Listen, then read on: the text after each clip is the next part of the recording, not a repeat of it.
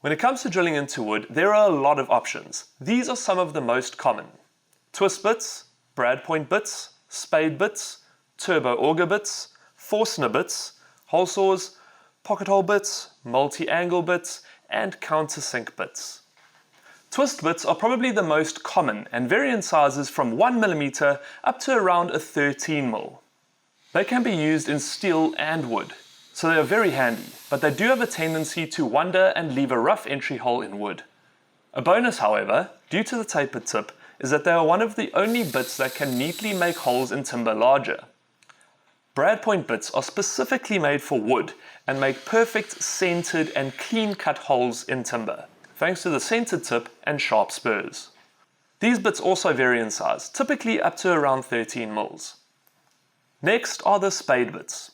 These bits are great for making larger holes up to around 40mm and come in extra length like this 400mm long bit. They have a centering point and allow you to drill holes in thicker timber, but because of the shape, they do leave a rough finish and are not always that accurate. This makes them great for rough work in construction, but not so good for fine woodworking. Another good bit for drilling fast and more accurate holes is the turbo auger bit. The screw point ensures the bit is driven in the correct direction, while the four spurs and auger design make easy work of drilling through the timber. The definite plus with this bit is the ability to drill a straight hole at an angle. This drill really powers through the timber like butter, but does require a more powerful drill to drive it through, especially with the larger bits which range up to around a 30mm.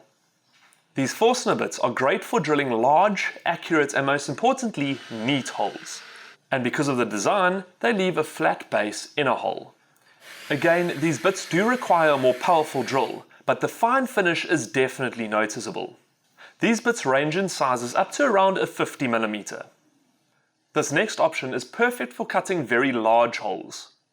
This hole saw goes up to 127mm and cuts a fairly neat hole, as long as you use the centering arbor or a drill press.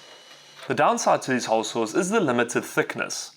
Because of the design, this particular set can only cut timber up to 25mm thick. Finally, we have some specialized bits, like this pocket hole bit that is used in conjunction with the jig to drill pocket holes, these multi-angle bits that, as the name suggests, can cut multiple directions, and these countersink bits. The pilot screw bits drill a pilot hole and countersink all in one, while these will just countersink an existing hole.